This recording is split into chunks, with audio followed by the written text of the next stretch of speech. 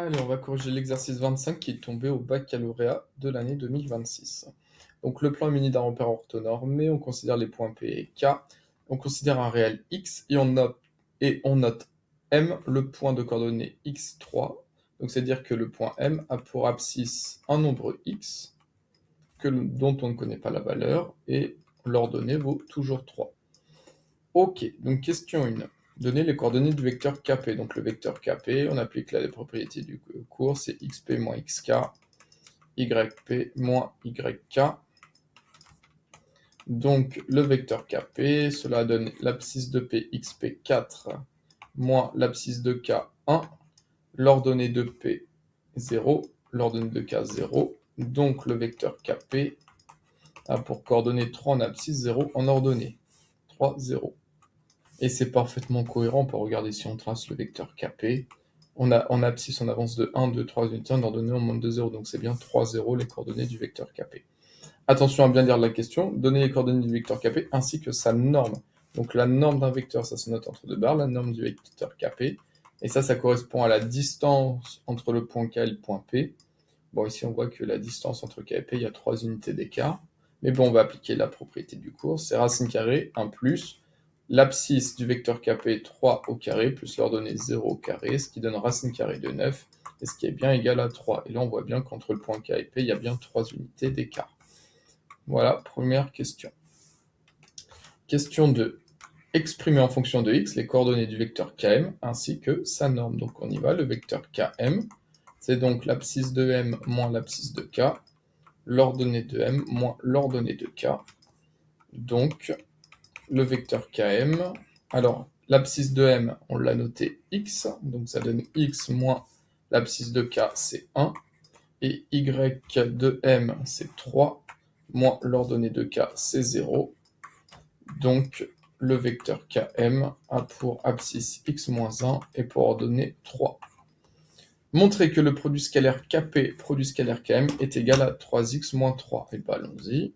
Question 3.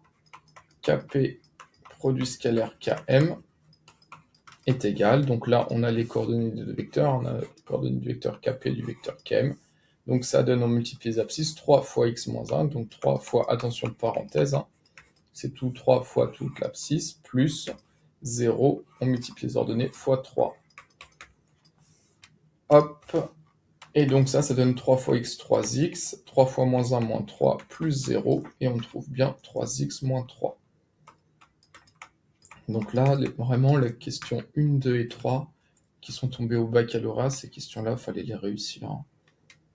Si on connaît son cours, on connaît les propriétés, coordonnées d'un vecteur, norme d'un vecteur et produit scalaire qu'on a les coordonnées. Rien que ça, vous aviez déjà là, plus que la moyenne. L'exo était sur 5 points. Là, avec ça, vous avez déjà même, ouais, presque 3,25 sur 5 déjà à cet exercice.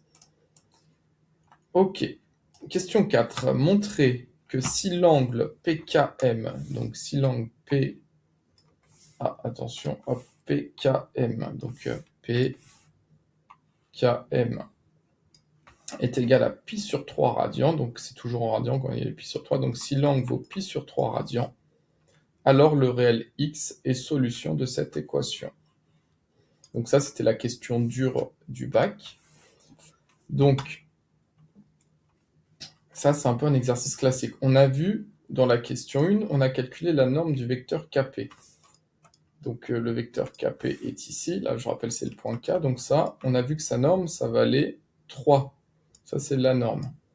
Ensuite, on a vu que la norme du vecteur Km, c'était x moins 1 et 3, donc lui, on connaît sa norme. Et là, on connaît l'angle entre les deux vecteurs. On vous dit que si l'angle PKM est égal à pi sur 3, alors x est solution de cette équation. Donc déjà, on peut se dire, bah tiens, question 4, bah allons-y, essayons la formule du produit scalaire. Si on fait Kp, produit scalaire Km, est égal, et pourquoi j'ai l'idée de faire ça? Par regarder à la question 3, on a calculé Kp, produit scalaire Km. Donc on y va, produit scalaire Km, donc on sait que c'est la norme du vecteur Kp, fois la norme du vecteur Km, fois le cosinus, et là on nous dit que si ça vaut pi sur 3, bah allons-y, cosinus de pi sur 3 radians. Donc ça, c'est équivalent, si on a un angle de pi sur 3 radians. Alors Kp, produit scalaire Km, hop, question 3, on a trouvé que ça valait 3x moins 3, est égal à la norme du vecteur Kp, question 1, ça vaut 3, multiplié par la norme du vecteur Km, la norme du vecteur Km, qu'est-ce qu'on avait trouvé? Ah bah vous voyez, j'aurais perdu des points, je suis allé trop vite à la question 2. Ouais, pour la question 2, j'ai oublié une partie, vous voyez, je suis allé trop vite. Donc question 2, il fallait aussi calculer la norme du vecteur Km. Donc là, hop, je me relis tranquillement. Donc la norme du vecteur Km, c'est donc la racine carrée, 1 plus au milieu. L'abscisse, c'est x moins 1, donc tout ça au carré, plus l'ordonnée 3 au carré. Et regardez le lien, hop. Là, le lien avec ça et ça, 3 au carré c'est 9, donc on a racine carrée de x moins 1 au carré plus 9. Ça ressemble énormément à ce qu'on doit trouver.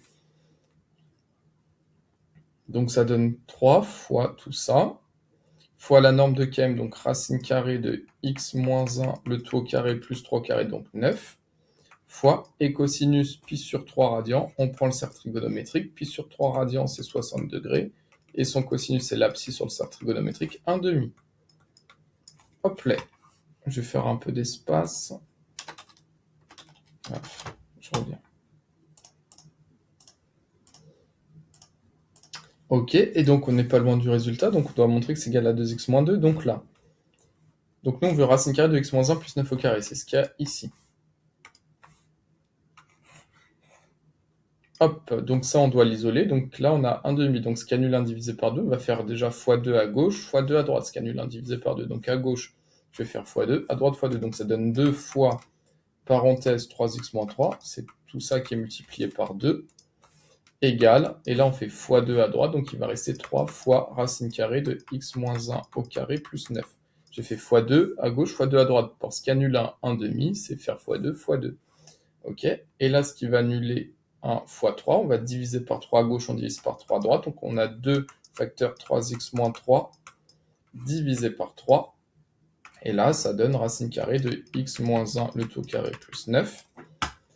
Ok, donc on va simplifier tout ça, donc 2 fois 3x ça donne 6x, 2 fois moins 3 moins 6 sur 3, est égal à racine carrée de x moins 1 le tout au carré plus 9, donc pardon, à chaque fois il y a des équivalents.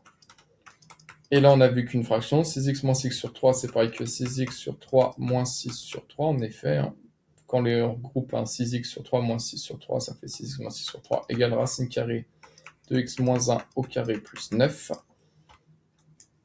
Et donc, ça, c'est bien équivalent à 2x moins 2 égale racine carrée de x moins 1 au carré plus 9. Voilà. Donc, c'était une question difficile, mais il fallait au moins faire le début. Vraiment, regardez, il faut vraiment regarder les questions. On vous dit question, on a le vecteur Kp, et on vous dit de calculer sa norme. Donc on sait la norme de Kp. Question 2, on vous demande de calculer, attention à bien lire, la norme du vecteur Km. Donc on sait la norme de ce vecteur-là, c'est la norme de ce vecteur-là. On vous dit, montrer que si l'angle PKM vaut pi sur 3, donc on suppose que l'angle entre ces deux vecteurs, c'est pi sur 3 radians. Donc on a la norme pi sur 3, et en plus à la question d'avant, on calcule le produit scalaire. Donc là, ça doit vraiment vous faire penser à la propriété du cours. Le produit scalaire égale la norme du vecteur Kp fois la norme du vecteur Km fois le cosinus entre ces deux vecteurs. Là, il y a tout qui est lié. Question 1, norme du vecteur Kp. Question 2, norme du vecteur Km. Question 3, on a calculé le produit scalaire. Et question 4, on suppose l'angle connu. Donc là, votre cerveau, il doit tilter. Il doit vous dire, bah, c'est cette propriété que je dois appliquer. Là, ça doit faire tilt. Il y a 3 questions où il y a tout qui s'affiche. Le produit scalaire, la norme de Kp, la norme de Km et le cosinus de pi sur 3. Donc là, ça doit tilter. Là, à un moment, il faut se dire, on a fait plein d'exos là-dessus. Hop, on applique cette propriété-là. Ok. Dernière question.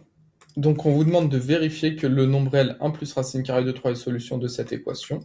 Alors, cette équation, on l'a résolue dans le chapitre équation du second degré. Donc, regardez votre feuille d'exercice. Cette équation, vous l'avez résolue quand vous allez sur votre feuille d'exercice. Chapitre 3 second degré, regardez, hop, feuille d'exercice. Tac, dans où ça, hop. Voilà, l'exercice 26 corrigé en vidéo. résoudre dans R l'équation suivante. Donc en fait, on l'a déjà résolu, donc vous pouvez regarder cette vidéo. Sauf que là, il ne vous demandait pas de résoudre l'équation, parce qu'on avait trouvé des solutions, il vous demande de vérifier. Donc on vous demande juste de vérifier que ce nombre est une solution. Donc là, on doit juste tester si c'est solution. Donc qu'est-ce que ça veut dire vérifier? Ça veut dire que le x, on va le remplacer par 1 plus racine carrée de 3 à gauche, et le x ici, on va le remplacer par 1 plus racine carrée de 3 à droite, et on doit montrer qu'il y a bien égalité. C'est-à-dire que quand le x, on le remplace à gauche, il faut bien que ce soit égal à la même valeur lorsqu'on va remplacer le x à droite. Donc là, en fait, ce qu'on attendait de vous, c'était juste de vérifier. Donc il fallait tester s'il y avait bien une égalité quand on remplace x par 1 plus racine carrée de 3. Donc là, on va faire d'une part, on va remplacer ici. Donc d'une part, si on remplace le x qui est l'inconnu par 1 plus racine carrée de 3, ça donne racine carrée, parenthèse au carré plus 9. Le x, on le remplace par 1 plus racine carrée de 3 parce que c'est l'inconnu, moins 1. Et ça on calcule, égale racine carrée. Donc 1 moins 1, ça s'annule. Il reste racine carrée de 3, le tout au carré plus 9. 3 est un nombre positif. La racine au carré d'un nombre positif s'annule. Donc il reste 3 plus 9. Et ça donne racine carrée de 12. Ok, donc à gauche, on trouve racine de 12. D'autre part, à droite, cette fois-ci, 2x moins 2. Donc on va remplacer donc 2 fois, bien évidemment, parenthèse. On remplace tout le x par 1 plus racine carrée de 3, moins 2. Donc là, hop, bien sûr, c'est séparé, hein, égale 2 fois 2, 2. 2 fois racine de 3 plus 2 racine carrée de 3, moins 2. Et là, ça donne 2 fois la racine carrée de 3. Et là, on peut se dire, bah non, ça marche pas. Et ben en fait, si, en fait, 12, on l'avait vu, 12, on peut dire que c'est 4 fois 3. Et d'après la probabilité de la racine carrée, 4 fois 3, c'est racine carrée de 4 fois racine carrée de 3. Et la racine carrée de 4, c'est bien 2 racine carrée de 3. Donc, il y a bien égalité. Donc, on a bien que 2 racines de 3 est bien égal à 2 fois la racine carrée de 3. Et donc, 1 plus racine carrée de 3 est bien une solution de cette équation. Est bien une solution de cette équation. Je vous conseille de voir comment on résout cette équation. Pour l'en vérifier, reprenez donc l'autre exemple vidéo sur les équations du second degré pour voir la résolution de cette équation. Donc voilà ce qui est tombé au baccalauréat en 2026 en France. Donc sujet pas évident, mais je vous dis question 1, 2, 3. Attention, il fallait bien lire ça à portée. J'ai revu le barème 3,5. Vous aviez 3 points et demi sur ces questions. Celle-là, il fallait au moins essayer de tenter quelque chose avec la formule du produit scalaire. C'était sur 0,75 points. Et celle-là sur 0,75 points. Donc, vous pouviez allez vous tester la formule, même si vous n'arrivez pas, il fallait au moins avoir, même testé, vous auriez pu tester. Là, vous voyez, vous pouvez avoir 4. Franchement, à cet exercice, 4 points sur 5, même s'il était difficile.